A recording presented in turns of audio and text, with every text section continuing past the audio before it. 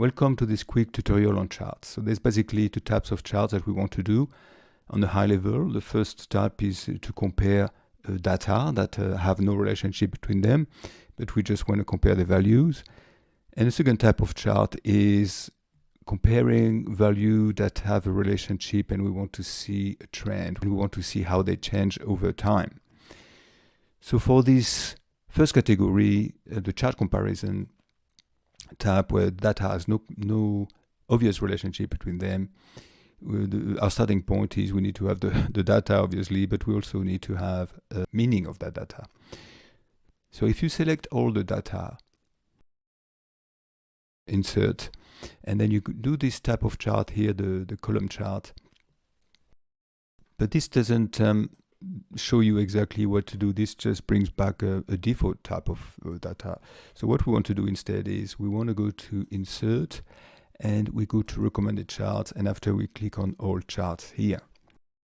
In a standard clustered column, there are two types, and if we select the first one, we notice that every row of data has the name of the data here, and there's put the title at the top, but they all look the same color.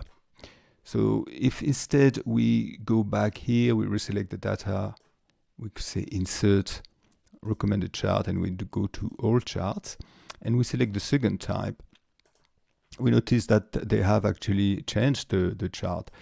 Now if we click on the data, it only takes it row by row, so each column is a different row of data. So for that reason, it's put everything into a different color. It just shows the name at the bottom. It just shows it here. So if you want to add the value itself, you have to do it one by one. But on this one, if you want to add the value, you just right click and you put add label, and you would put the value at the top.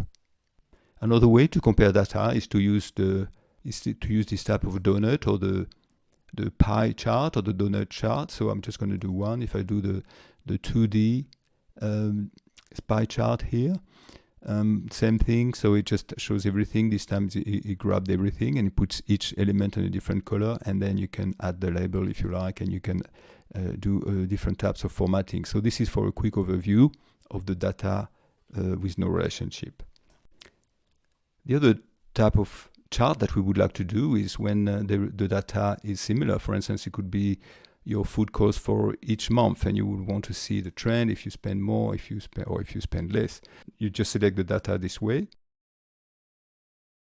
insert, but for these types of chart, you're better off using the lines. So you use this type of lines here, and then that would show you the trend. At the bottom, you have the month here. Now, if I delete this, and instead I want to also compare the transportation costs. In this case, I just select everything, and I do the same thing here. So I just go to the line, and I add the line here. So this is it. So this way you can see clearly the difference between those two there.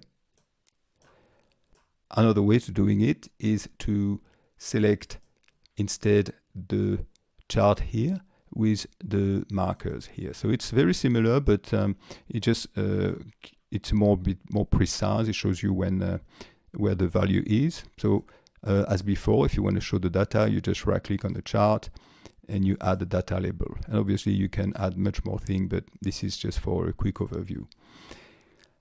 Another way that you can do this is, if in this instance I take only one, you can select an area chart.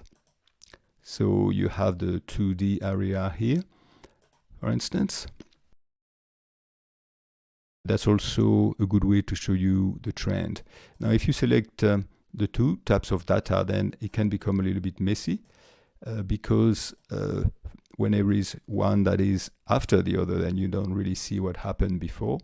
Another option is to select the area, but you have them on top of each other. So this is not always extremely useful. But that's another option for you. So this is it for a quick tutorial on chart. There's obviously plenty of other types of charts, but it can be a bit overwhelming. The best way to learn about chart is to go here and try them out.